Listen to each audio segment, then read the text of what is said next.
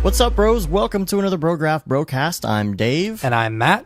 And joining us today, we have the super talented Cornelius Damrick, otherwise known as, well, the website is zomax.net. And you may know him from his work for 52 Hertz, and he just released a new piece called 6088 AD. So we're super excited to have you. Thank you, Cornelius, for being on the show. Hi, guys. So Brograph is a supplement to our site, brograph.com. It's a motion graphics tutorial site with tutorials, plugins, podcasts, and other MoGraph stuff. And on this show, we talk about everything ranging from motion graphics to Cinema 4D, After Effects, plugins, render engines, doing business, doing taxes, being a contractor, or working for the man. And if you've got questions, this is a listener-driven show, so send your questions and topic ideas to brograph@brograph.com. And we are recording the show a little bit early. We literally just finished recording our last show last night. Yesterday. Yeah, last night. So not a lot has happened this week. Yeah, I will. literally just posted the show from last week an hour ago. So if you're hearing this, it's technically before half res that we're recording, but it's after half res that you are hearing it. We're relaxing here with Cornelius. I've got my espresso drink here because I'm like on hour over 9,000 of podcasting right now. Right. It's been real tempting to hit up the PSLs. It's that time of year. The women have their yoga pants with the juicy on the back, and they're buying the spice latte. Pumpkin spice lattes. I was like, what is a PSL? It smelled so good, but I got to wait until I can't do it until October. Right. Do you have Starbucks? You're in Germany, correct? Yeah. In Germany, we have Starbucks here. Yeah. do they do the pumpkin spice lattes there the same way? Actually, I have no idea. The only thing I drink from Starbucks is iced chai tea latte all the time. Okay. Like, I did my first Starbucks adventure, I don't know, maybe 5 years ago, and all I drank to this day is iced chai tea latte, pretty much. Yeah. Cool. Well, this is like, if you listen to the show often, this is like my favorite time of year, going into October. Yeah. And so he's constantly burning the what is it? Pumpkin candles? Your blueberry pie candles or something. Yeah. Anyway. So again, half res was technically last week. So this is going to be a shorter show. We are next week going to do our big wrap up. Next week we will have Mitch Myers on the show. Yeah. And possibly maybe David will come on as well. And maybe. So we can do or I think anybody, you can count David matter, as just an almost always a maybe. Almost always a maybe. To do a little wrap up of everything that went on, all the shenanigans, and hopefully there were some good ones. I also just got done watching the new Rick and Morty, and so this is a question we've been asking our guests as well. Do you watch Rick and Morty? Yes, I do, but I haven't watched the new episode yet. Okay. Dave, you can't give anything away. I'm not going to give anything away, but I will just say this is one of my absolute favorites. I heard it from a lot of people, like on the social media, but last week there was some, I don't know, holiday in the US, right? Labor Day or something. Yeah. It's always like weird for people from Germany when there's like a holiday in the US and you don't know why there's no new episode from Rick and Morty, and you're like, oh, okay, apparently there's like holiday or something. But I haven't watched it yet, so fingers crossed I will do it after this podcast. It was very good. Probably. I watched it this morning. I'm talking nice. Emmy worthy. Like, really? This is epic. Like, is it like interdimensional cable or something like that? Oh no, not. I wish. I really hope they do an episode like that this season. They've got. I was wondering about that. No, but this is. I can't give it away. You just got to get online and watch. Yeah. Okay, I will do it. It's so good. Nice. Looking forward to it. So we have been watching your tutorial package. Let's talk about this. So you've got 6088 AD. This is technically part 2 to 52 hertz. Is that right? Yes, it wasn't planned to be part 2 for 52 hertz, but it just happened to become part 2 during the process because initially I wanted to make so there are like 3 characters in this image, right? And you have like these 2 shady guys in the shadow on the right side, and back in the light is the astronaut. And the plan was to make the astronaut like a really old lady that is about to get mugged by the other 2. Okay. But I couldn't pull it off because like I'm not a character modeler, and I can't.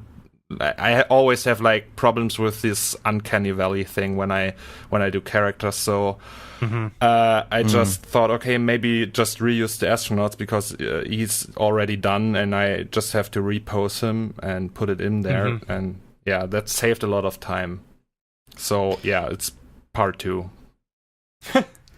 So on your site, you can actually purchase a package that has a bunch of breakdowns in it. So I've been watching these breakdowns all morning, going like 5 times the speed, and gosh, I'm just amazed at like all the detail that you're putting into everything. So let me ask you this. Let's ask now. I'd like to know both about 52 hertz and 6088 AD.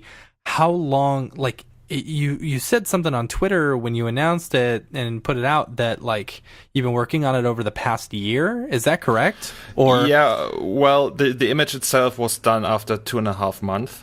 And the same thing goes for 52 hertz. It was like I don't know, 2 or 3 months. And the thing is with 52 hertz, it was the first image I did with Octane.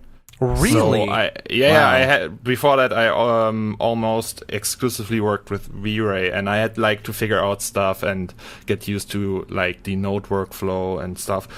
And so that's also a reason why it took so long with 52 hertz. So I could have had probably make it like in 1.5 or 2 months. But the rest of the time was actually the tutorial part, like cutting everything and making the voiceovers, recording 3 tutorials and preparing the scene so I can release it and stuff like that.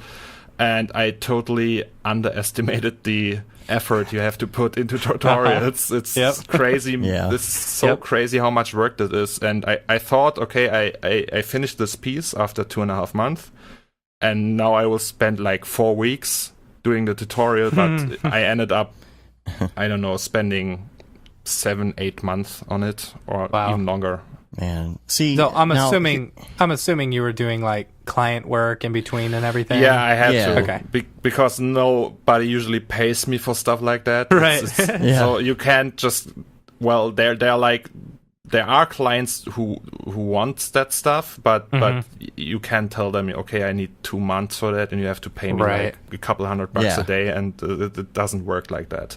Yeah. And so I to take breaks, like I don't know, 2 or 3 breaks in between to make client projects, and this actually stretched it even a little bit longer because I had to pick it up again and like find my entering spot in the project again and stuff like that. So it took more time this way. Yeah, coming back to a project is always difficult. It's getting back into it and everything. Yeah, that can be. Yeah, it's just even getting back in the groove. Like last summer, Matt was out of town for something, for vacation or something, and I tried like a similar thing. I did this little dusty, broken down arcade, and I spent maybe 3 days working, and I can't imagine, just like 3 days I was like, okay, I'm done. I can't imagine doing 2.5 months you know, on something like that. Was there ever a point like, okay, so you were learning Octane at the time that you were doing 52 hertz. Was there any point in which you were like, I have totally messed up, I've gone way in too deep with this, I'm gonna give up? The thing is, 52 hertz was really easy to make. It was just playing around, and I didn't have really a hard time with it. It is with the 6088 AD project, it was way harder. And at some point, I think I actually tell this to the people in one of the time lapses with the audio commentary. Yeah, it's in the commentary. Yeah, that I at some point I lost my mind and I had to like take a break for like a week, and because what you don't see in these time lapses is all the R&D stuff I do. It's just so much stuff that doesn't work. For example, the texturing process of the blue buildings, it took so long, really, because it didn't look right. It looked really messed up, and I had like solutions where I sculpted all the edges with ZBrush, and it took weeks, and it didn't look good in the end, and was too high poly and took too much VRAM already. Yeah, I was gonna say, because you're using ZBrush a lot. And I would think that would have to create a really high poly mesh. Yeah, I mean, I haven't worked with ZBrush at all, but from the look of it, but you're also using a lot of like cloner and scatter and stuff like that as well, right? Yeah, exactly. And that's always a thing that my friends, for example, Raphael Rau, do you know Raphael Rau Slowing? And he always tells me you have to learn managing your scenes better, because they are like really heavily geometry based, and I'm always like, oh yeah, I should do that, but on the other hand, it doesn't look that great when I do like all normal maps and stuff. So and I also don't have like, there's this game engine workflow where you bake pretty much displacement maps and make like a low res version of your asset and put a high res detailed texture on it, and that doesn't work for me for some reason. I'm just too dumb to do this, and so I have to I have to make everything high poly and maybe decimate it in ZBrush later or something like that. And when I do like images like 6088 AD, there's like a lot of repetition in this image. You don't see it like that much, but for example, the plates on the sidewalk, this is just two different plates, and I just instance them and use them a lot for and a lot of the pebbles and rocks as well. Yeah, it's like it's just, I don't know, 8 or 10 different rocks, and they're all used over the whole scene. Yeah. Gosh. Yeah. So I'm now at the part, like, I've been watching all of them today. I'm at chapter 4 with all the pipes. Yeah.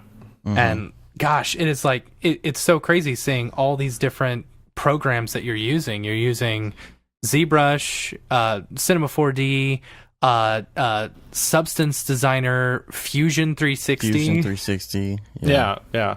Well, Substance, I picked it up the first time for this project, so I thought, okay, it might be cool because I wanted to sell the scene, and I can't use like textures from other people because it would be fucked up, right?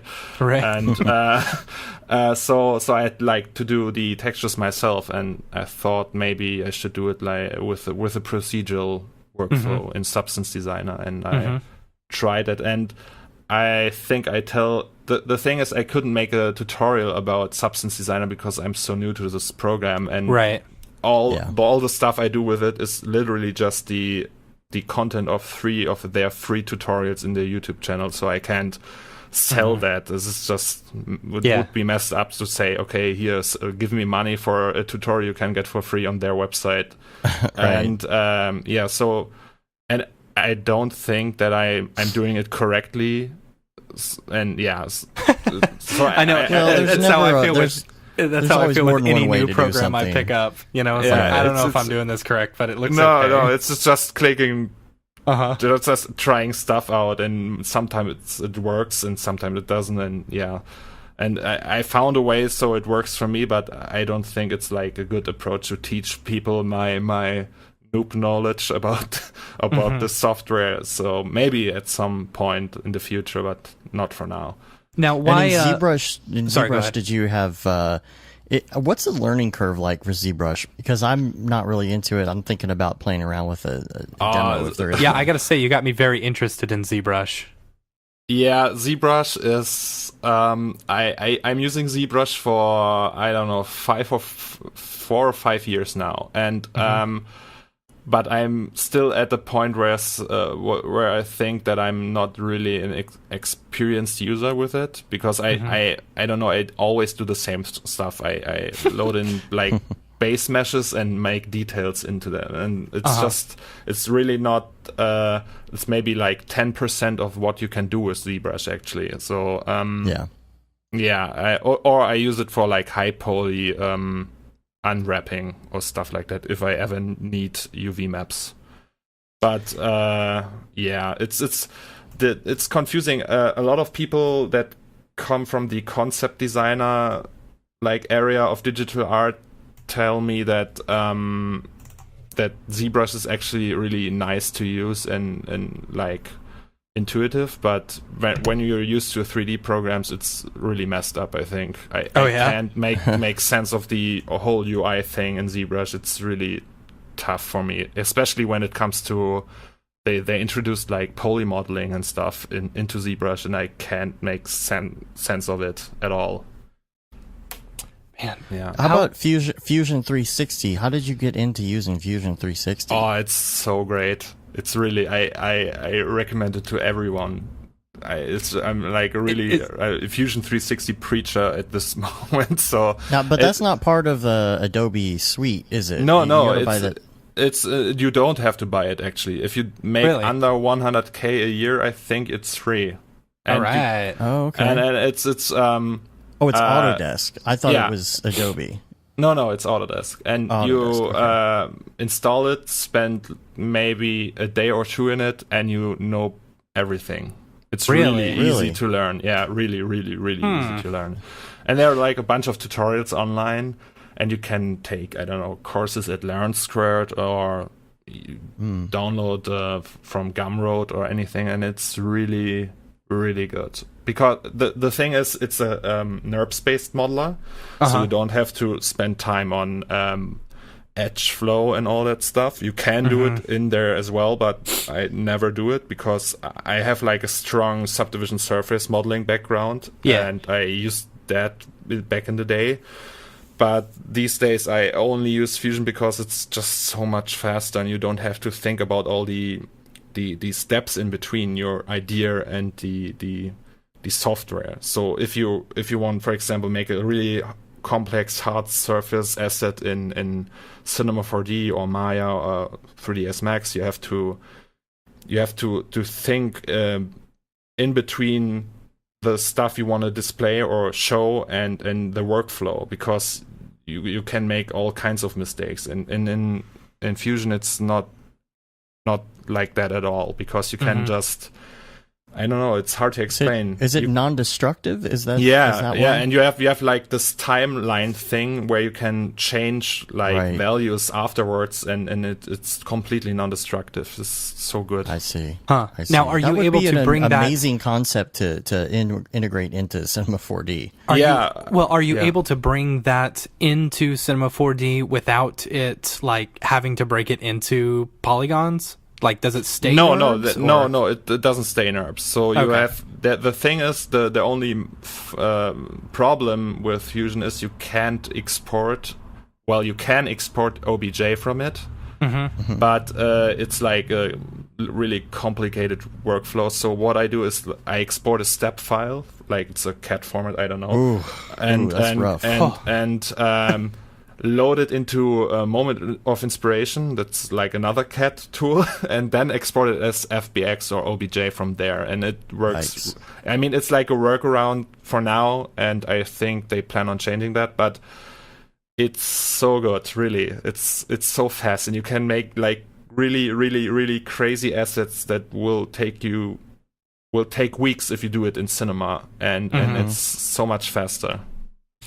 Let me ask you this. I totally forgot what. Okay, so I'm watching through these things, and like each of these individual steps, like it's getting more and more detailed. Which area, like which one of these chapters actually took you the most time to do? Like, because I'm looking at I'm watching the posters one right now, and boy, that seems very intricate. Yeah, like, because you're having to produce all these individual posters and propaganda and stuff like that. Yeah. The thing that took the most time, probably the characters, I think. Okay. I'm not sure. Like all the characters combined, at least. So, the astronaut didn't only take one day, I think. The girl, which is like mistaken for a boy all the time, but it's actually a girl without hair. She took, I think, 3 weeks or longer. Okay. And the robot itself, like 1 week maybe. I don't know. I'm not sure. The propaganda stuff took a long time as well, but not as much as the characters all combined. Yeah. Okay. The propaganda stuff, the thing is, back in the days when I always like to like dress up scenes with details and posters and stuff like that, or little notes, and back in the days I tried to cheat when I did this and use like Google image search and just Google I don't know, science poster or stuff like that, so it looks really complicated and detailed and has like drawings on it and like a lot of text and looks like really nerdy. But with that one, since I didn't have the rights and I wanted to publish the scene, I had to like make it all myself. And then I asked a bunch of friends if they can provide drawings, or for example Ash Thorpe. I used his Lost Boy drawings for that, and he was nice enough to give them to me, and yeah. That's cool. Yeah. Now, as I'm watching this, I'm noticing that at some point you flipped it.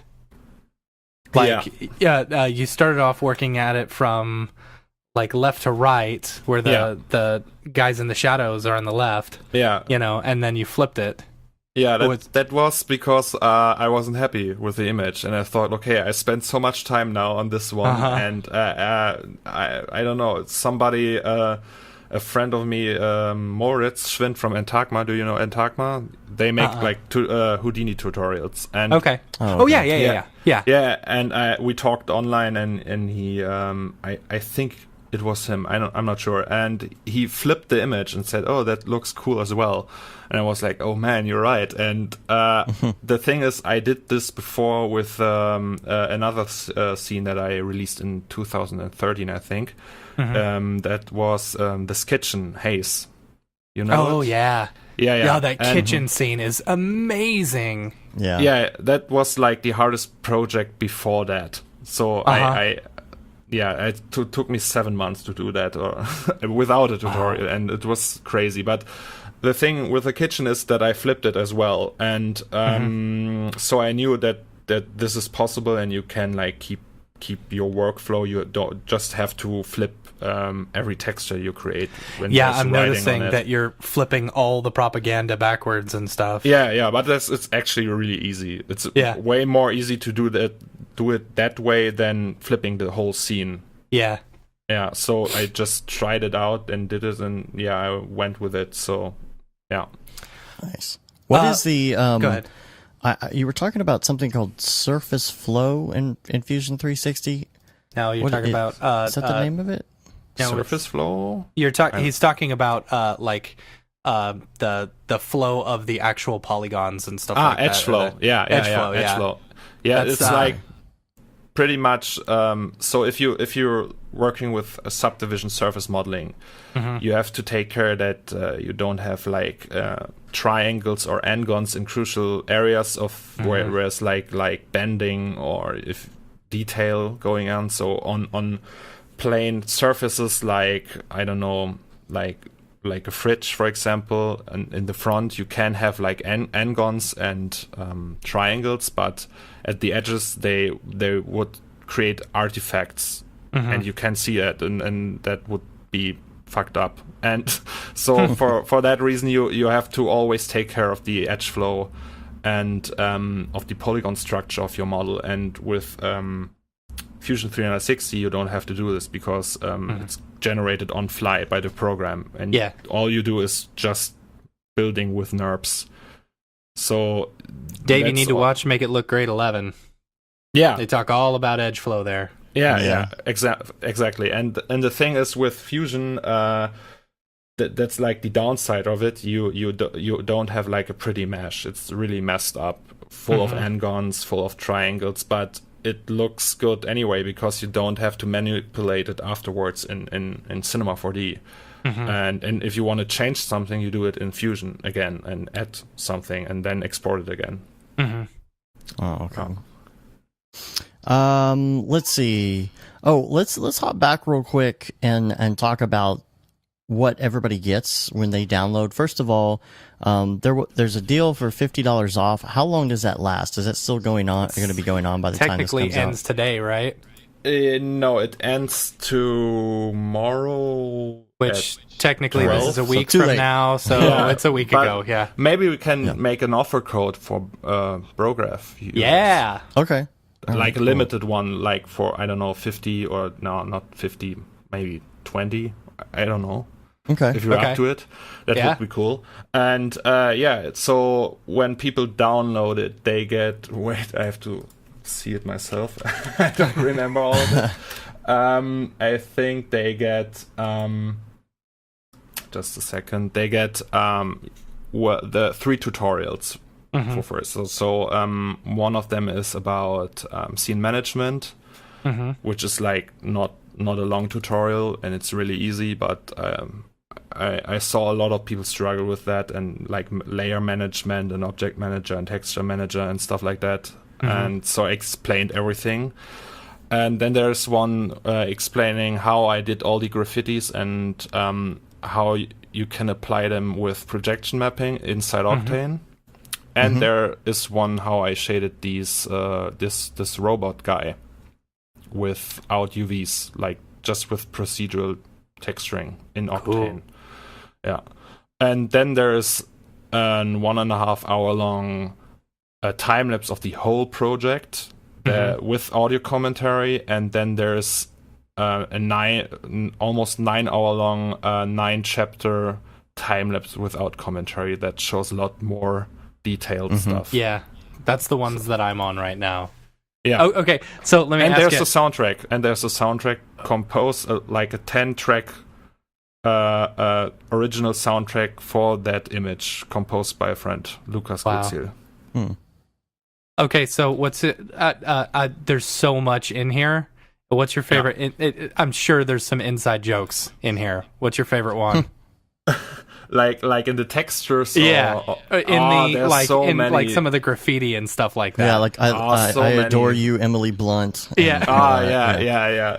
She's my favorite actress and my celebrity crush, my all-time celebrity crush. So yeah, that's one. And there's like a lot of personal stuff, stuff nobody can actually know, or like only friends know about. Then there's like a lot of shout outs to friends. And for example, there was this discussion with Maciej and Ash about that people get mad if you use DES 3D for character art, and they say you are not a real artist if you use like pre-made models and stuff like that. And Maciej told everyone pretty much in a stream, fuck him. And there's like a poster which promotes like a book that is written by Maciej, and it's called Fuck Him, and all the awards he won for that, and there's like a lot of stuff like that in this image. Yeah. That's or funny. advertising for products and that aren't real. And Yeah. So, Well, even down to like the air conditioning units, you even did like you came up with names for them, like what they would be called. I had this idea when I watched Mad Max Fury Road, and they had like all these customized vehicles, and they had names and stuff like that, and they had like all like custom engravings inside. And I thought, okay, maybe in an environment like this, when it's really hot all year and people get really attached to their air conditioning units, they name them like Fury or Thunderstorm or Heat Hitler and stuff like that. So it's like I don't know, when people have names for their cars and or their bikes. I don't know. Yeah. And in this world, they have names for their air conditioning units. What were you using for the characters? So the astronaut was completely made in Marvelous Designer. Oh, okay. Also the rig. I used the base rig from Marvelous Designer for that. Mm-hmm. And the girl sitting on the ground on the sidewalk was that was Des Studio, which is like Poser. It's a 3D based rig system with pre-made characters, so you don't have you don't have to spend time on actually modeling the character. It's like a pre-made one, and you can. It's really tough to explain. It's like, do you know DeviantArt, where all the people make like small stories, like with like erotic stories with these pre-made 3D characters and shit? Yes. And they use Des 3D all the time for that. And I thought, okay, let's maybe make a more serious approach for this for this tool and just make like a really cool looking character from it. And I pretty much posted without any clothing, and then made the clothes in Marvelous Designer as well. Okay. And the robot is completely made in Fusion 360. And Marvelous Designer, that's like a monthly subscription type deal, right? Yeah, but for the sake of this project, I got it for free. All right, nice. Yeah. It wasn't exactly like a deal with them, but I met one of their one of their guys at industry workshops, and he gave me a license, and I promised him to make like an artwork from it for with this license that was for a year, I think, limited to a year. And so I promised that I will use it in my next piece, and I planned on doing Marvelous well, I'm planning on using it for every piece from now on, so it's pretty much the best solution for clothes simulation right now, if you don't want to spend like ages on simulating stuff in Maya, or I don't know. And it's really easy to use. Like, the personal license isn't bad. Like, no, it's actually like really affordable, I think. I kind of feel like if I were going to get this, I would just buy it outright, because there's a 30-day free trial, $60 a month, 360. It's $360 a year, or you could get a perpetual license for $550. I would totally do the $550 if I were going to really get into it. Yeah, it's really really good, and it's I don't know, it's really easy to learn as well. So you don't spend like I don't know, a year learning the basics like you do in Houdini or stuff like that. So it's just like crazy. It's like the same thing with Fusion 360. You install it and you make like 1 or 2 tutorials, and you pretty much know all the stuff you need to at least make small assets with it. And you always can go more crazy on it the more time you spend with it. Right. Yeah. Interesting. See, I'm ready to check both of these, the Marvelous Designer and Fusion, out now. Yeah, Fusion, man, do it, please. It's so good. Let's see, what else do we have here? So, I was going to ask you this too, because this is part 2 of 52 Hertz, and of course, this is the iconic image that has been used in just about everything now, 52 Hertz, from the Octane login window to the materials for Maxon. And so many different things. But by the way, thanks for doing the dead mouse head.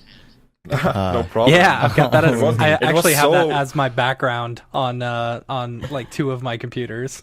It's so weird that it was like Deadmau5 posted this link to a stream, and was like, hey, is he streaming? Is he like a full-time streamer now? And I opened it, and then you guys were just sitting there, and was like, what?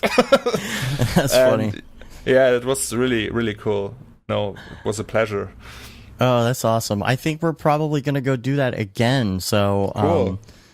We definitely we've got to get the new one with the with the dead mouse head. Yeah, sure, I can do that. It's no problem for me. I just do Awesome. it. I throw it in there and hit render again. So Just takes a couple hours. Yeah. let me ask you so what's your background? Like, Yeah. give us a little bit about your background and how you where you started in this whole industry. Okay, well, the thing is, I got my first computer when I was 6 years old. So my father gave me his old computer, and I was like, okay, cool, thank you. And then I just played like Monkey Island and Day of the Tentacle and all the old LucasArts adventures on it, and it had like really old paint. Sam and Max. Sam and Max, Sam Yes. Yeah, Sam and Max as well, and on Indiana Jones and stuff like that. And it had this really old paint program. I don't know its name anymore, but it's pretty much like MS Paint, but a lot more ancient than that. And then I used it for I didn't know how to take screenshots back in the day, so I paused the game and tried to remember where the pixels are, and then I rebuilt them. And this was my introduction to making stuff on the computer in a creative way. And this went on for, I don't know, a few years. And when I was, I don't know, how old was I when in 2003? I'm not sure. Maybe 13, 14. And in 2003, you were 13 or 14? Maybe. Oh I don't my know. gosh! I'm really young. I was gonna say. I'm 28 my wife now. already. So Okay. So, but I'm not sure. Maybe I was 12. I really no idea. But somebody can do the math. I'm 28 now. Back in 2003, I was, I don't know, probably 13. And I got my hands to a pirated version of Photoshop 6 or something Didn't like we that. all? Yeah. Yeah. And I started making for people on the internet. I made like little avatar and user icon images for them. So Cool. I offered them to them, and they were like, "Okay, cool, thank you." And then I tried making Winamp skins and stuff like that.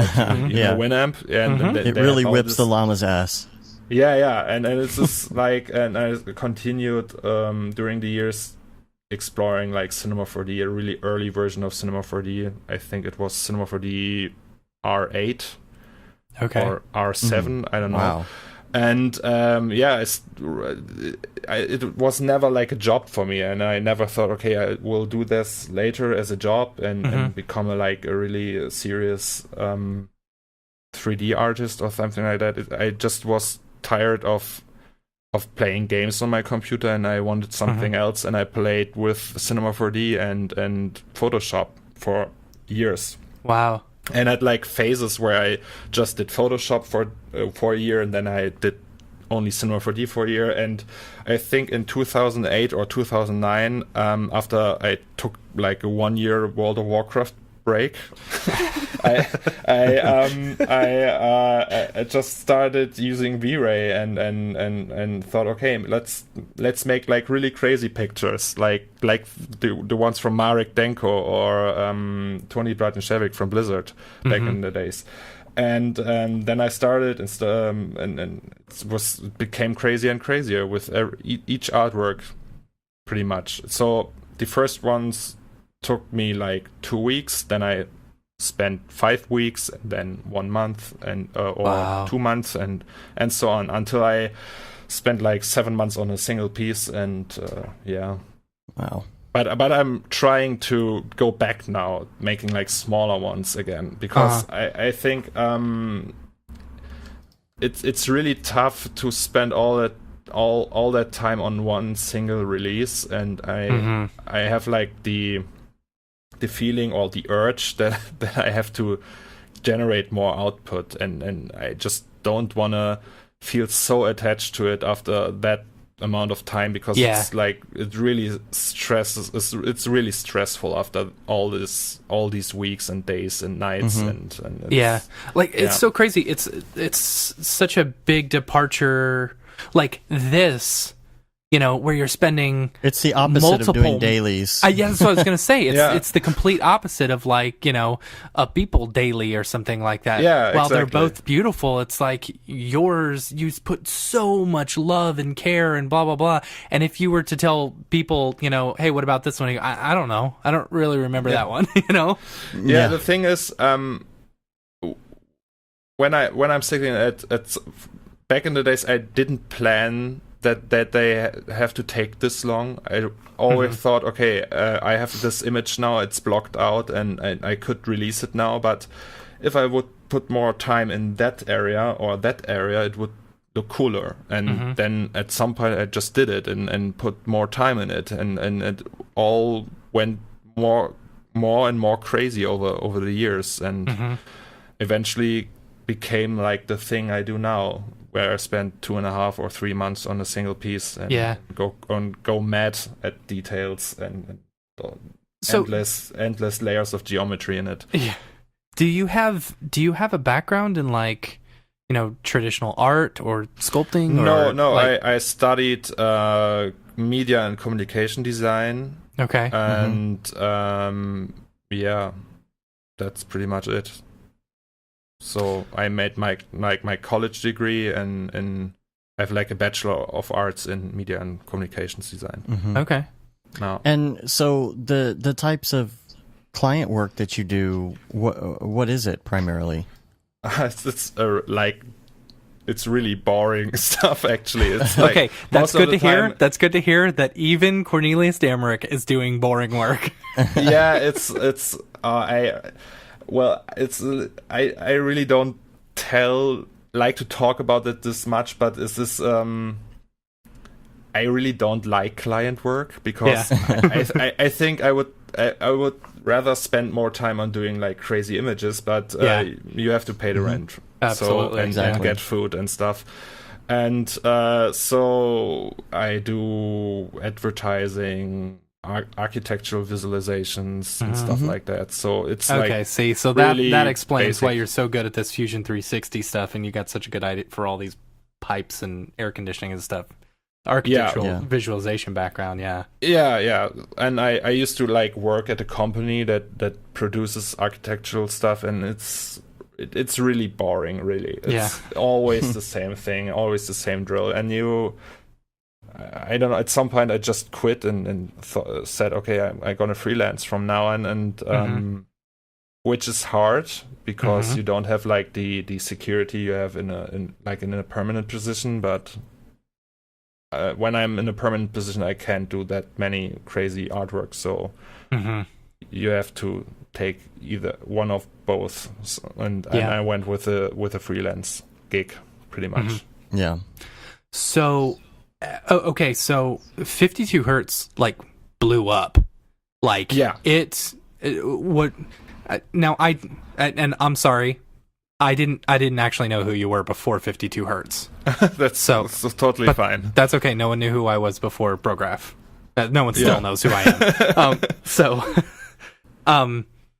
Like, what was it like with especially within our industry, like having so much attention like thrown at you all at once? Especially with Otoy using your artwork and Cinema and Maxon using your artwork. It's like, I never thought it would be like this crazy. I just released it and I thought, okay, there it is, guys. And I thought, okay, it will do fine, but not that fine. I thought, okay, it will be maybe get half of the attention hasted, like the kitchen image, which was the craziest release I did before that, before 52 hertz. And then 52 hertz came and everyone went nuts pretty much overnight. And it came to one point where I just opened Facebook and the notifications were growing so fast that I couldn't actually keep track of them, and I was like, and after 3 days it didn't slow down, and at that point I thought, okay, that's getting annoying now. And it could slow down a little bit, and I was really afraid because that's also a thing that made like the 6088 AD process that hard, is because I thought people now want me to become even more crazier than 52 hertz, and they have like this expectation of me.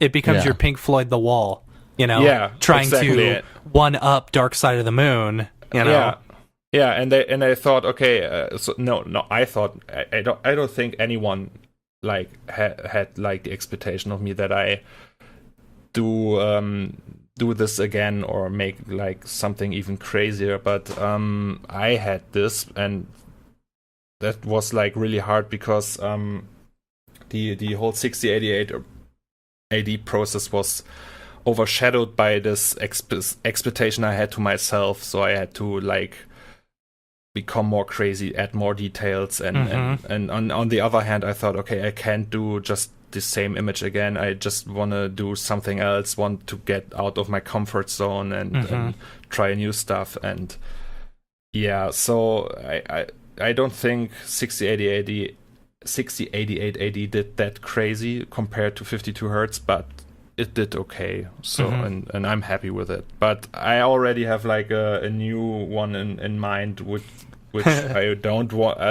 I don't think I'm gonna do it in the next year, maybe in 2019. But yeah, that's even more crazier. Are there any projects that do you ever plan on going into like motion versus just stills? Yeah, I want to do that.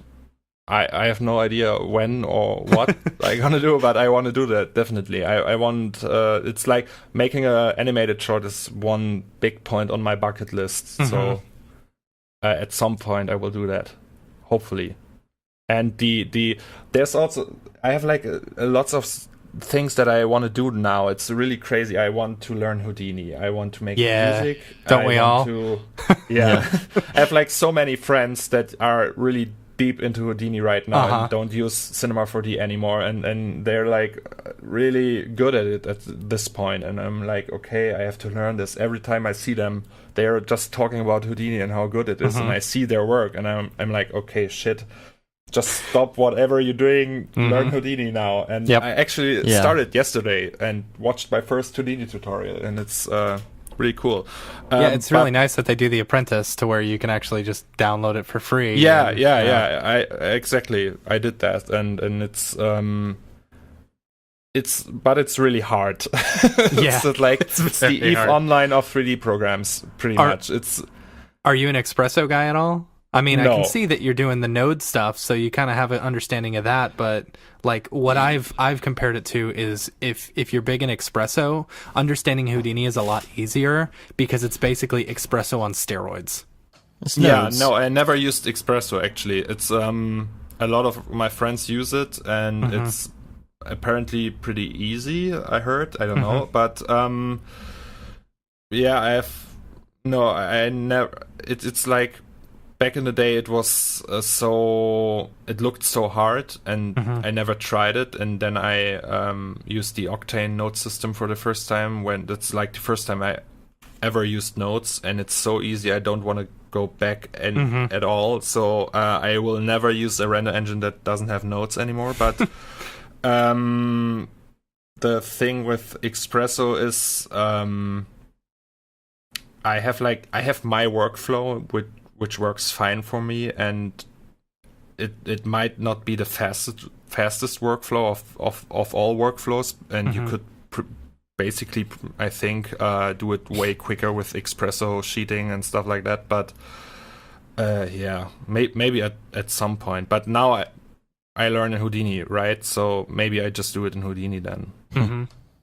Is there a dream project of yours? Like, is there what's the ultimate goal with a lot of these, Is it to get to some dream project or someone, or is it just for fun? Nah, I always have like ideas, and I think it would be really cool to do that. So, and for example, my current dream project is the next big image I'm planning on doing. I don't want to spill it right now because it's like, but it will be really crazy. I can tell you when we're all like off the record. But it's I think it's that's like I spent a lot of time thinking about like technical aspects of these projects when I'm like driving the bus or wandering around in my kitchen. And so I would consider that as a dream project. And like the animated short, maybe in future make like an animated series maybe at some point. Like there's so much stuff you can do with 3D. So there's just like endless ideas, and whenever I'm finished with one project, there's usually like another that comes in my mind at some point. So how do you keep yourself focused for so long? I don't know. Really, it's I have no idea. I have like the urge to I think when I'm at some point in the image process and I think, okay, this looks cool now, and you could pretty much release it that way if you do a little bit of post work here and there, but I think all the time there's like little tiny Cornelius at my shoulder that tells me, okay, that's not good enough, you could do more, it could be even better, and then it continues to grow to a level where I think, okay, this is crazy now, I don't know if I can render this anymore, and so that's also like a really big problem I encounter with Octane in particular, because it's you have the VRAM limit and it's not really suited for scenes like that, but I think they will make it more easy to use with scenes in that scale. And I just love Octane, and it's really fun to use, so was that the answer to your question? Or? Yeah. Okay. Yeah. Did you also say you did some future concepts for NASA at some point? Yeah. That was really fun. How did that even come about?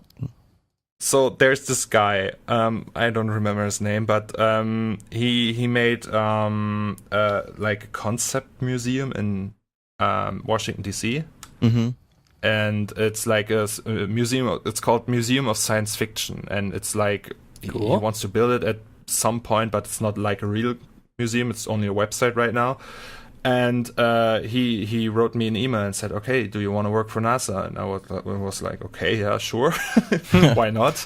And then he got me in contact with one of the NASA JPL scientists, and they do this symposium every year, which is called NEAC, I think. It's far future concepts for like propulsion and deep space travel and stuff like that. And he had this paper that he wanted to present at this conference and needed concept images of it, and he asked me if I can do it, and I was like, sure, I can do it. And then he gave me pretty much 100% freedom. He just told me to, okay, we need this part and this part and this part, and the other things you can do whatever you want. And then I spent I think a month or two just building a spacecraft, and keep sending like work in progress shots every once in a while. And he was like, yeah, just do it, it's cool. And it was like, this was like the most chill job for the biggest client imaginable. And they also did like a background check on me if I ever worked for the Iran or stuff like that. And that's funny. It was, it's just crazy, but it was really chill and really cool and not stressful at all. It's like the perfect client job. Wow. Yeah. Okay, so with the success of all of these, Have you gotten okay, so everyone's got these passion projects, right? And these are your passion projects, and everyone hopes to get the notoriety and like the success from one of these projects that you've kind of got. Has it brought you a lot of work? I know that's a weird question, but I don't know. Really. I think have you gotten a lot of work because people said, "Oh yeah, I saw 52 Hertz," or "I saw this." You know, I'd love to help you or have you work on our next project. At some point, I got jobs from it, but I never. Usually, people don't come to me and say, "I know you from here and here, or there and there, and do you want to work for us?" It's like more like. We saw you're a 3D artist. Do you want to 3D stuff for us? And I never know where they came from or how they found me. And some of them came to me because of my passion project, because it's like 90% of my portfolio are passion projects. I usually don't show like the client stuff, right? Which I should, but I never do because I think they're not that good, and I don't want. I just want to show the good stuff. And my passion projects are the good stuff, so why show the other stuff? Right. And it got me work, but not as much. As it should, I think, or I thought it would be. So, there could be more. Now, are these companies licensing your artwork to use it for all their different stuff? Like you mean Maxon on an Oak toy? Yeah. Yeah. Well, or is it just for publicity? It's for publicity, but on the other hand, I have certain. I don't know if I can tell that. Okay, that's fine. Well, you don't have I have to. certain deals with them. Okay, let's put it that way. Okay, right. I gotcha. Yeah. But it worked fine for me. I mean, I would do these images even without them. So if they don't want to use them for publicity and PR, they don't have to. But I'm happy to give them to them, and they can use that. And as long as they always credit me, I'm fine with that. Yeah, I've been watching the robot build right now at 5 times speed, and I am just amazed at how much detail there is in here. Oh, thank you. It is insane. And it's like and it seems like this throughout the whole entire process that you've been doing this, just when I would think that you'd be done, or where I would probably say, okay, I'm good enough, you probably go on for another half hour to an hour, just on this work. And it's crazy how intricate it is. Yeah. It's as I said, this is like this little guy on my shoulder telling me, you could do better, do this and do this. There are other artists that do more than you, and so I'm always pressuring myself to do more. And what are some of? Do you have any artists that you kind of like look up to that you think, okay, I want to get to this level? Yeah, well, when it comes to modeling, it was Paul Pipera, which is I think he died a few months ago. It's really sad, he was like the benchmark for hard surface modeling for me, and it's like really, really sad that he's gone now, and I think it will be hard for any artist to step in these footsteps, because it's like it's really like one of a kind artist, and the stuff he did, I don't even have words for it. It's just amazing. And then there's Vitaly Bulgarov, of course, which is also really good. And then there are a lot of people from like other fields, like for digital painting, that I look up to. For example, Piotr Labonski. It's a Polish guy, and he makes these really impressive, really dark scenes of, I don't know, witches. Okay. it's like he did concept design for Dishonored 2, for example. Okay. and he's really, really, really good. A lot of my idols are digital painters and not 3D artists. Interesting. Yeah, and also like classical painters like Francesco de Goya or Ashley Wood. Ashley Wood is he paints in oil and he makes like these World War III robots, and it's crazy. Really, it's cool. When you're recording your time lapses, what do you use to do that? OBS. OBS. So Open Broadcast Studio, and I have like a second computer under my desk with a capture card. So, and I thought about using Camtasia or stuff like that, but I used to this capture card because I don't want to use any performance while I'm doing my Octane stuff, and I use like 3 video cards at the same time. That was going to be my question, because that's just something I run into a lot when I'm doing screen recording and time lapse. Is I actually get a lot of crashes in Octane because the stuff running in the background is kind of killing my video cards. Yeah.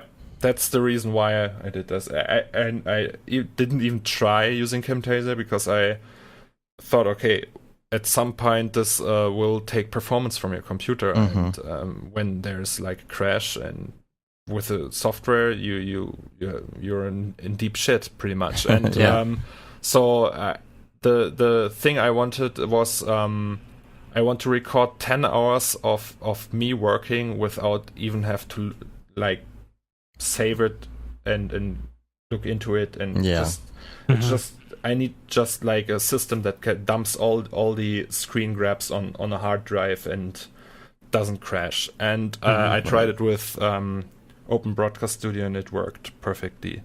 But I had to. The thing with Open Broadcast is that you can save it as MP4.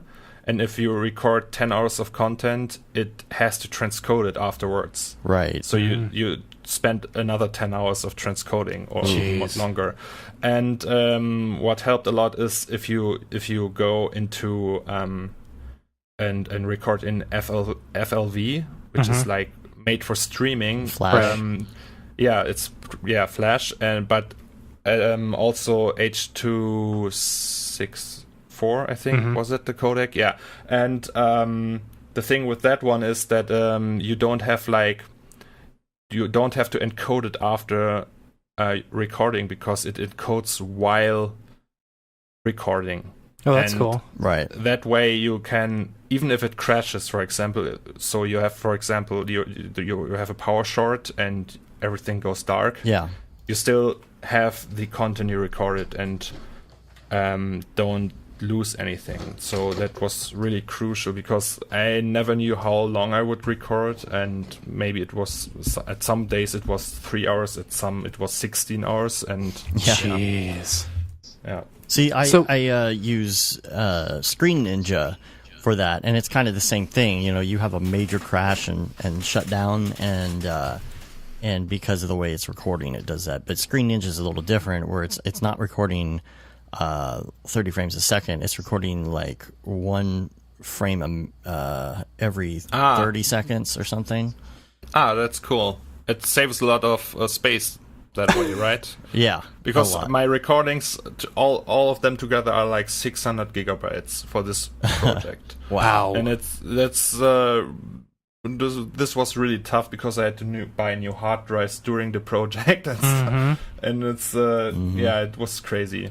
I still have some problems with it. Like, sometimes it still does interfere a little bit, but it's not as bad as recording full on, especially because it records multi-screen as well. Okay. Oh, really? That's cool, because that was like, I had to work on a single screen for the entire project, which was not cool. I'm used to, like, I have 2 27-inch monitors in front of me, and I use like both of them for Cinema 4Ds, and it's working on a single monitor is really not that enjoyable. Yeah. Yeah, Screen Ninja does each screen to a separate file as well. Cool. And then you can set the interval, and you can also set to which application. So if you don't want it to see everything, it'll just show the desktop background if you're not in the app.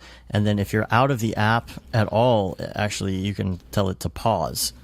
So, or if you don't, if you don't move the mouse for like 5 minutes or so, you can set that too. So like if you walk away from your computer, it pauses. That's cool, because I had this was the toughest thing after I recorded 2.5 months of progress. I had to cut out all the pauses where I just go get coffee or go get coffee, or I don't know, go to Facebook and talk shit to people. Yeah. It's like, and you have to go through all the footage and like, oh, okay, here we go again, and then cut it. And so you've got to watch. Annoying. So did you actually speed everything? You sped everything up before you edited it, of course, right? Yes. Okay. Yes, I think. Okay. Yeah. I'm sure. I don't know. You didn't watch it in real But time. I think. Yeah. No, I didn't watch it in real time. No. I sped it up to 900%, I think, and then cut it. Nice. But I'm not sure. Maybe it was 700%. Let's talk about the Worn Edges plugin too, because it's something that kind of disappeared off the interwebs for a while, and apparently it's very useful. This is so sad. Yeah, it's. I'm currently working on recreating it in Houdini, and okay. So I can share it with people, because so the thing is, there was this website that hosted it. It was from a German university, I think, and one of the guys working there made this plugin, this really old version of Worn Edges, where you have Boolean operators make like Worn Edges, but geometry based and not shader based. And I think you can get the Worn Edges plugin nowadays, but it's shader based and it doesn't work for me because it's the Cinema 4D shaders and stuff. And so what I did was I asked friends in a forum, and one of them actually found it on an old hard drive and sent it to me.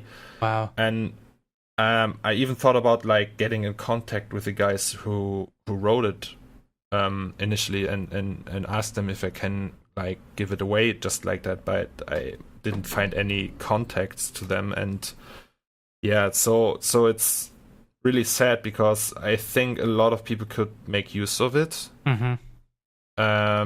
But yeah, I just can't give it away for like downloading or even for free. I mean, it was for free on their website back in the days, but it's like I can't do it. So how does that work? I mean, is there some sort of statute of limitations on that where people can just I don't know. I think it's illegal in Germany, because they have the copyright to it and they wrote it. And if I just grab it and put it on the website but they're still around.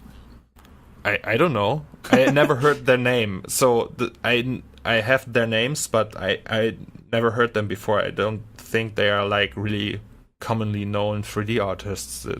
They're just guys who wrote it at some point in 2007 and thought, okay, here you go, guys.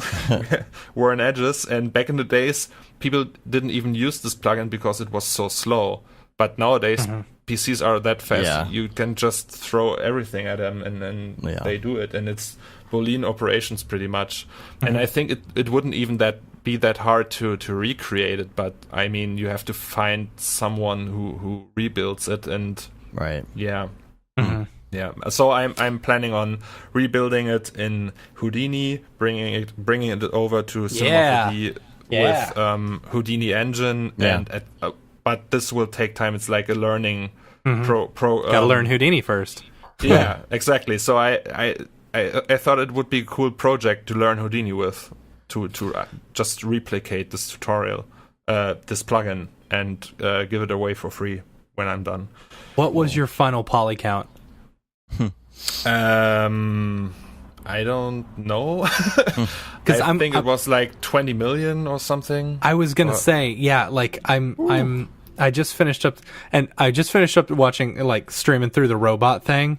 You building the robot, which looks awesome, and I was so sad because you did so much detail on the chest and then you covered it up with a sheet. with clothing. And I'm like, I didn't plan that. It's just like it's always like that. I didn't plan to put this sheet over him. I just posed him and I thought, okay, it looks really, I don't know, not that cool. Just put a garbage bag over him. And yeah, but the cool thing is now you have the scene files. You just can play around with them and use them for all your projects and make a new piece of them. Yeah. And that I want to see people reshade the whole scene to a night scene or reshade it for Corona or anything. Yeah. It just would be so cool to or make an animation even from it. Just Now, see people learn from it. You mentioned Corona. And you do some of the architectural visualization stuff. Are you doing that all in Octane, or are you using other render engines like Corona? I know Corona has made like leaps and bounds, especially now that they just got bought by Chaos Group. Are you using any other ones for architectural visualization, or are you actually using Octane? I'm currently using Octane, and I didn't use any. I haven't done any architecture visualization project in maybe a year. Okay. So I'm slowly getting away from it for good, I hope. And so right now I would just use Octane, I think, because I think my PC could handle it. But Corona is definitely interesting because it's easy to use, looks great. The only downside for me now is that it doesn't have node shaders. Yeah. So you can, so no node system is like a no-go for me at this point. And this currently says a little over 8 million polygons. Now, I'm wondering how many tries when you go into Octane. Oh, see, I'm at Octane. I'm looking at it, and right now I'm at the cans part where you're making the cans, and it amazes me that you brought those cans into Marvelous Designer in order to smush them. That's awesome. Yeah, it's like once you create like garbage bags and like papers, it's obvious that you try it as well, because I don't have any what is the name? Soft body system for that works with high poly counts. Cinema Houdini is really slow, so and I had no idea about Houdini like back then, and so I thought, okay, why not trying it with Marvelous Designer? Wow. And it works really good. You have to lower the gravity so it gets crushed into the ground. It looks really cool. Dang. How about your system? Tell us about what kind of cards you're using. So I'm currently using 2 Titan X's from the Maxwell generation and one 1080 Ti and one 980 Ti, which is my display card. So the 1080 Pascal or? Yeah, Pascal. Okay, and so what were your? It's a Octane bench of 500 something, I think. I'm not sure. Cool. Because I was curious not about your load super times. fast. The load times for the project is so if it renders, because I have, like there are some people who have problems with it. So if you give it to people who run to WHQ AD screens with 2.5K and Windows 10, they can't run it on a 1080 Ti, for example. And when you have Windows 7 and 1080p displays, it works as long as you don't use the display card for it. I see. And so the loading times, if you render it full size with a picture viewer, is 7 minutes on my machine. Wow. Which is fucked up.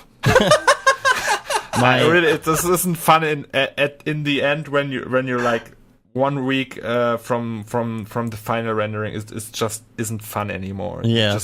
You hate it, and it takes so much time, and you get so many errors, and it's all the time. You spend a week like figuring out how you can render it in the end, and you have to bring like really high poly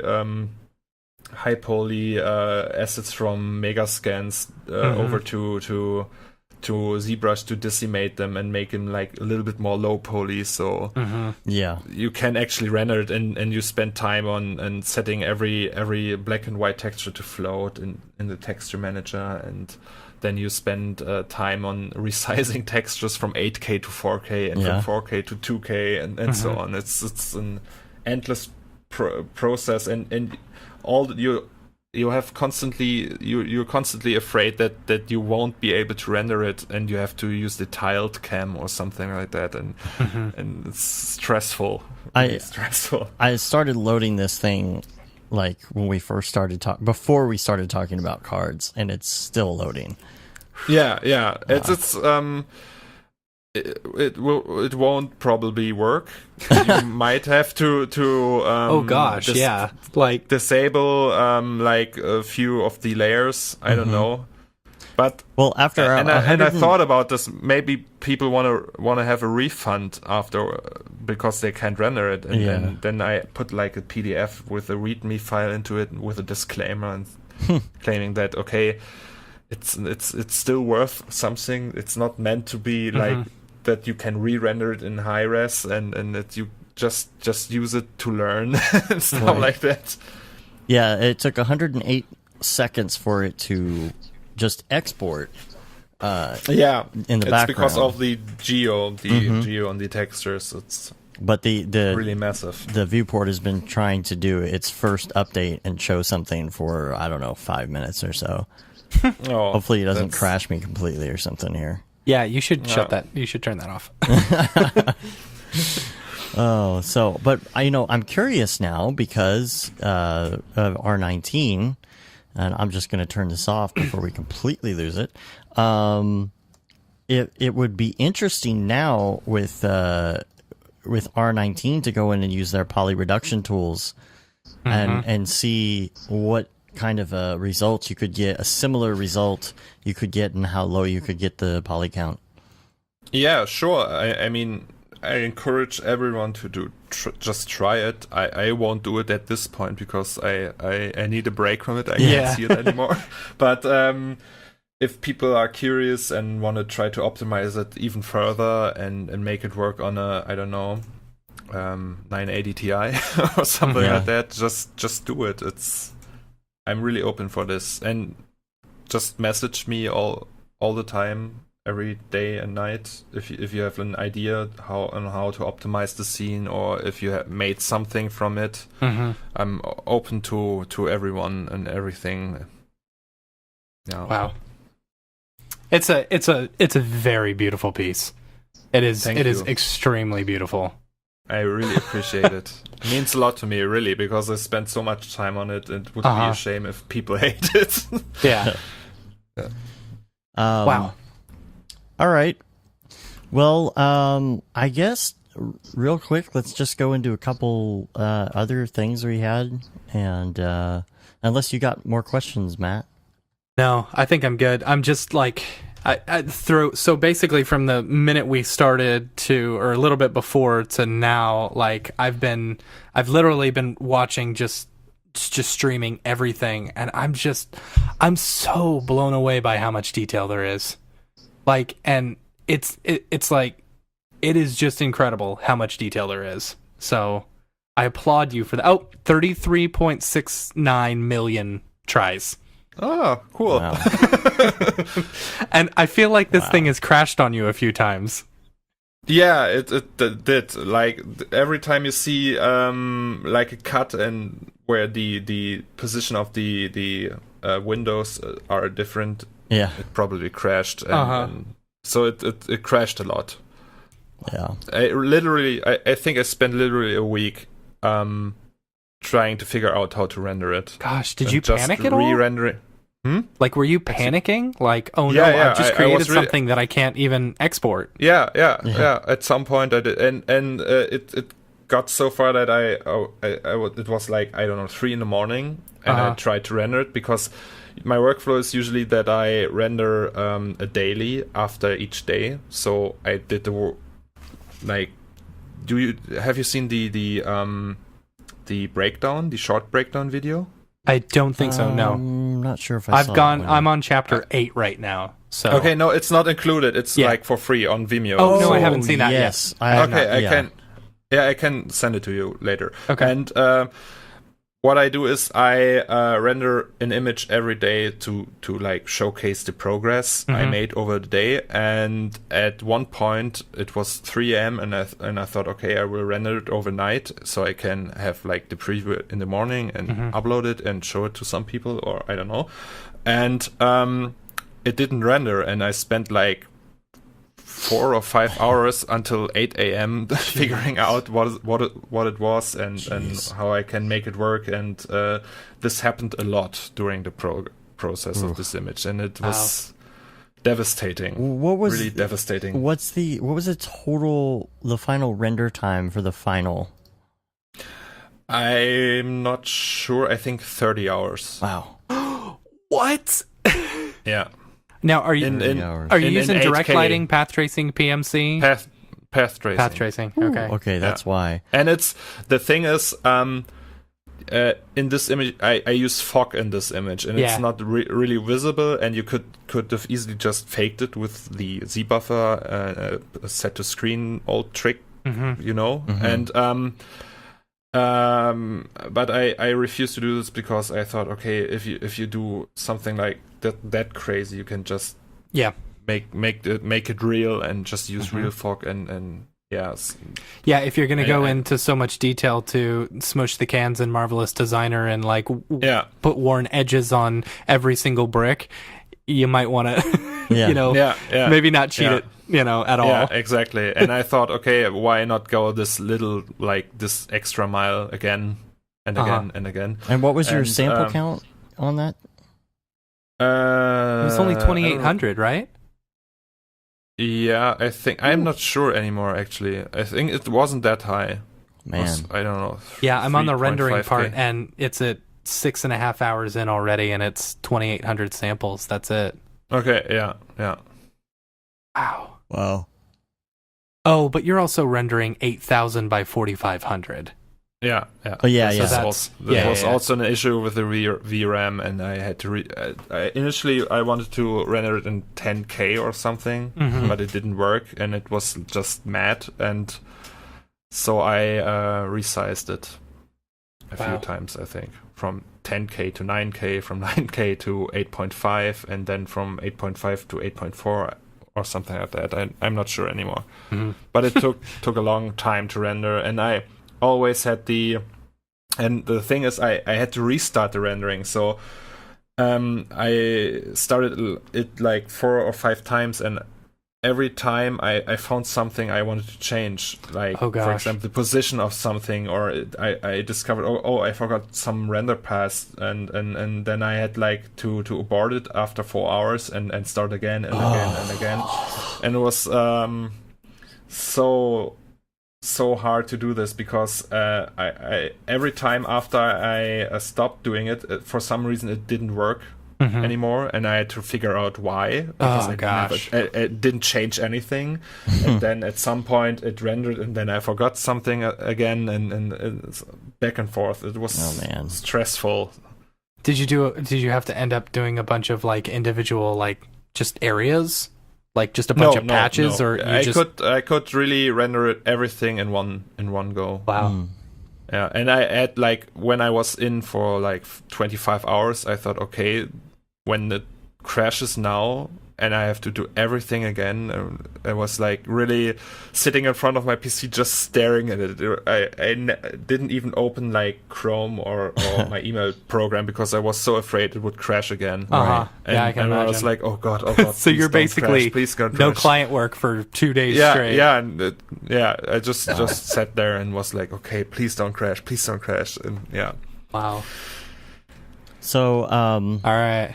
we're going to do some email real quick before we get out of here. But first, we've got the couple just random links here that I wanted to throw out here. There's a cool little piece on creating visual effects at Saturday Night Live, because there's a lot of VFX, usually cheesy. But I got a link to that, and then I've got this other link called 10 books every motion designer must have in their library. Ooh. And Joey's book is not on there. And It should be. I made sure to comment that it should be on there. And then there's kind of a funny video that I just saw as an advertisement on Facebook the other day about After Effects templates. Oh, This dude trying to sell After Effects templates to people. It is really funny. So if you want to laugh, check that out. And then we've got Brandon Clements. Actually, he's been working in Redshift. Mm-hmm. And he's doing like a Patreon thing for some sort of collaborative, it's like Redshift scene to kind of learn Redshift. So I'm going to do a post to that as well. Cool. So on email, we've got Matthias Vandenbosch. I think I got that right. The subject is questions about community. He says, "Hi, Bohemians. A couple of questions for the podcast. First, what are some good Slack channels to follow for motion graphics or cinema? And two, what are some good podcasts to follow? Best regards." The Slack motion design Slack is really good. Hashtag motion graphics, is that right? Is that what it's called? I'm not actually in that one. You should be. Can you give me an invite or something? I'm in 3 Slack channels right now, and that's the big one. I mean, that's somebody told me years ago or commented somewhere. That's where all the people who used to hang out on MoGraph.net went, was to the Slack channel. And so I was like, "What is motiondesign.slack.com." Nice. So I will check that out. Yeah. Hit up Brian Beam or Caitlin Kaju, like one of them. I don't know if you have to have an invite. I think you can just. Do you? I don't know. Oh, really? Cool. Yeah, I will do that. And then there's one. I don't know how Slack works. There's one for. I'm an old fogey. Where are my notes here? There's one for Grayscale Gorilla has theirs as well. Yeah. There are some other ones. I believe like there's a. You would have to hit up Chad for this, but there's like a private Redshift one that he admins and stuff like that. Podcast wise, obviously, I guess you already listened to ours, Matthias, but GSG. What are some other ones? Animalators, Ashthorpe's. Yeah, the is it the Creative? Jeez, I'm stupid. Collective. Yeah, the Collective podcast. That one's pretty good. School of Motion. Yeah, School of Motion's great. Who else am I missing? We've got the Pro Video Mabim. Yeah, that's not for graphics. He says good podcast to follow. He doesn't necessarily say motion design. So Pro Video Podcast. Video Podcast, yeah. Cornelius, any podcasts you listen to specifically? Not in regards of 3D and motion design. So I listen to the Tested podcast with Adam Savage a lot. Yeah. Mm-hmm. And some about World War II on SoundCloud and stuff like that. But it's not like I think Brograph's the only and Ashthorpe's Learn Squared streams and the Collective podcast is like these are the only ones that are like in the area of digital art that I listen to. Yeah. Cool. We appreciate you listening. Yeah. Thank you. Vicky actually from Maxon, I believe, says continue to love the podcast. I know I'm biased towards Cinema 4D in the community, but your podcasts are so great. I love the candid artist viewpoint and the humor. Listen tonight to the post SIGGRAPH show number 97 with David Aryev. The idea from Matthias about non-real is really a good one. See you soon, Vicky. And then Mitch just sent this in, like as we were doing the show. Recently made the switch from physical to Redshift. Not much out here in the way of Redshift for Cinema 4D tutorials. Perhaps Brograph would have an interest in filling this niche, he said, with fingers crossed. Thanks for your contributions to the Cinema 4D community. Dig in the podcast. Cheers, Mitch. I know. I'm pretty sure that I was talking to Chad about Redshift at SIGGRAPH, and I know he's planning on doing a bunch of tutorials, so look out for that.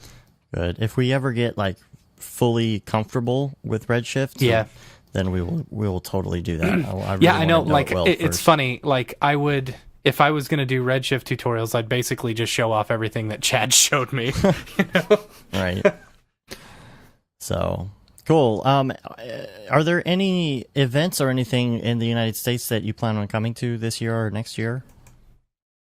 Cornelius? No, I've never been to the United States actually. Really? So no. Wow. Dude, I'm telling you, Maxon needs to have you out for SIGGRAPH. Yes. That would be cool. Yeah. I'm doing a talk on the Maxon user event in Hamburg in Germany in October, but not in the US. Do you have a passport and everything? That would be cool. I could get one. Oh, okay. I was just curious because I mean, it'd be great if you came out to like one of the events out here, you know, NAB or Half Res or any of those, and if they pay accommodations and travel, I totally do that. Yeah. And you know Tom Glimpse, right? Yeah. I met him at industry workshops in London. Yeah, cool. I thought I had seen like a picture of the two of you or something at one point. Maybe he posted it in the Octane group. I'm not sure, but we took a photo together. And 1 week before that, he took a photo with Mike Beeple. Yeah. Oh yeah. So maybe that's the one. But totally nice guy. Yeah. Yeah, I think possibly, you know, if we ever end up in London or something too, it might be easier for us all to meet up. It's a lot shorter journey for you. Yeah, you should come to industry workshops next year. I think I will give a lecture there, maybe, hopefully. When possibly. Is that? Cool. There's not a date yet, but I think it's in August or early September. Cool. Industry Workshops London. Yeah. Really, really great event. Okay. Yeah, we'll check that out. Yeah, you should. All right. Well, we really appreciate you being on the show. So much. We look forward to I seeing had a blast. more. Thank you guys. Really appreciate it. And that's thanks for having me. Look you up at zomax.net, right? Yes. All right. And you can basically get to all of your stuff from there. Your Behance and Twitters and all that kind of stuff, right? Sure. It's all linked there. All right. Make sure you rate us on iTunes, leave a review. You can also subscribe to the podcast if you don't already. Help get our ratings up. You can subscribe to our newsletter as well. You can say you've been there, done that, got the t-shirt with a no Brograph, no Mograph tee, the Gate Nissimo limited edition t-shirt. I guess there's nothing more to say about that. And then the Paul Babb Feel Bad 2020 shirt. All the profits from that go to Doctors Without Borders. And we're on Facebook, Twitter, Instagram, and of course YouTube and Brograph.com. So until next week, I'm Dave. And I'm Matt. And I'm Cornelius. Have a good one. Later, bros. Bye.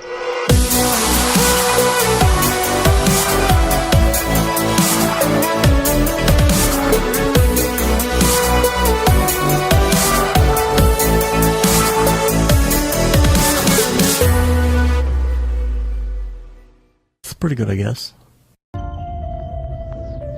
Brograph.com, an online resource for learning critical components of Cinema 4D and After Effects, specifically catered to help you prevail as a motion graphic designer. What's up, bros? Welcome to another Brograph motion graphics tutorial. We give you professional time-saving tips, shortcuts, and lessons that help give you an edge over your fellow designers.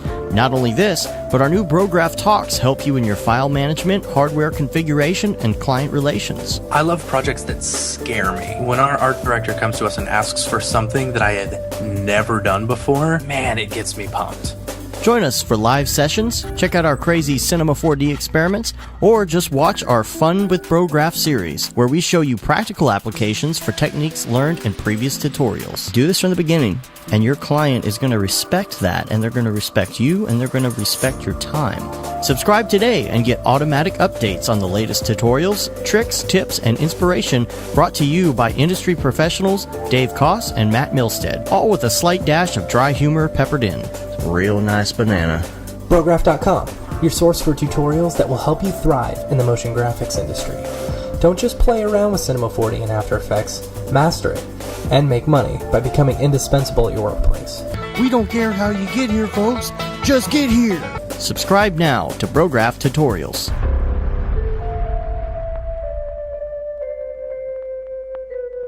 It's pretty good, I guess.